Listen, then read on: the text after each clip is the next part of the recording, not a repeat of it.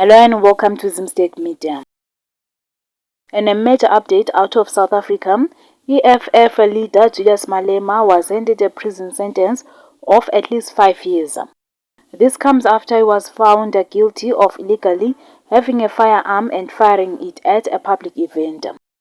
The court confirmed he was convicted last year on 5 charges. Those included unlawful possession of both a firearm and ammunition, firing a weapon in a public space, and reckless endangerment. Malema's legal team isn't accepting it though.